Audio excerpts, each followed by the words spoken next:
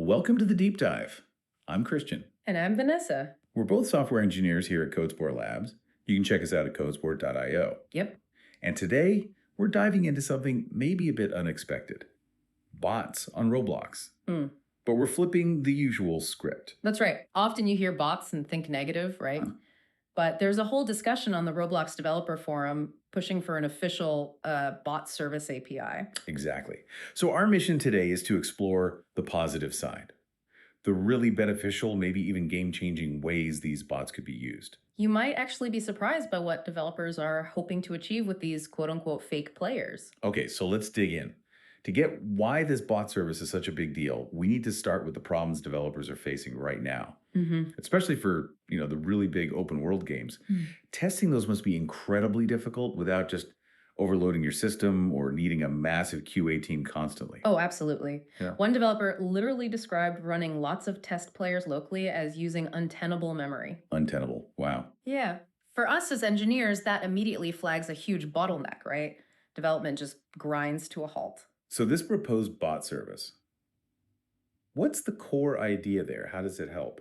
The idea is to let developers create and control these spoof clients directly on Roblox's servers. Spoof clients. Okay, so break that down. Yeah. Virtual players run by the server itself. Exactly. Think of them as simulated users. They mimic player actions, but don't need a human, don't need a separate computer for each one. They live entirely on the server side. Oh, okay. So that completely changes the testing game. Totally. It means you can do much more large-scale online testing and do consistently. It's almost like having a dedicated environment for, say, unit testing game features. Right, testing specific pieces in isolation before you plug them into the whole game. Precisely.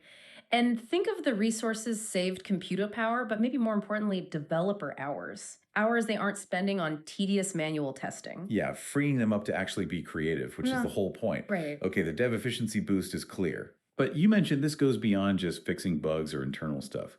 How does this actually make the player's experience better? That's where it gets really interesting for me. Yeah, this is super exciting. For multiplayer games, it could be incredibly valuable. You know how sometimes you're waiting forever for a match because a game needs like 5 or more players? Oh, yes, the dreaded lobby wait time. Exactly.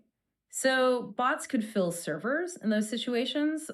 Games with lower player counts could actually get started without that long wait. That could genuinely save some games or let niche multiplayer ideas actually work. It really could. Yeah. It lowers that barrier of needing a huge initial player base. And then there's the practice aspect. Oh, like practice dummies. Kinda, but more sophisticated. Yeah. Think like the bots in Fortnite's beginner lobbies or Rocket League's training modes. Safe spaces to learn the ropes. That makes sense. And even beyond matches, think about making game worlds feel more alive. Bots could simulate background activity. Imagine an auction house with bot traders making it feel busy, even if only a few real players are around. Subtle, but adds a lot of atmosphere. Like NPCs, but more dynamic, perhaps? Sort of, yeah. More about creating that feeling of a lived-in world. Okay, so looking ahead, if Roblox did implement this official bot service, what kind of advanced stuff could developers do? What are they asking for specifically? Well, first off, it would take a huge, heavy weight off the shoulders of developers. Right now, some try to build their own complex bot wrappers just to make this work. It's a lot of effort. Reinventing the wheel, basically. Pretty much. So an official API handles that grunt work. The feature requests are actually quite detailed. They're not just thinking about basic bots. Oh, really? Like what? Things like dressing bots in different clothes or body shapes. Why? For fashion shows? No, for balancing. Like making sure a certain outfit doesn't accidentally block the player's view or affect hit detection unfairly. Okay, that makes sense. Practical stuff. Very practical. Also, setting up bots with different account configurations. Think region locks, age restrictions. For compliance testing, making sure the game follows all the rules. Exactly. Testing for all of those different scenarios automatically. You could even have bots emulate accessibility needs to ensure the game is playable for everyone. That's actually huge for inclusivity. It really is. And they're thinking about stress testing economies too, simulating fake purchases, trades, seeing if anything breaks or can be exploited. Wow. Okay. That's getting sophisticated.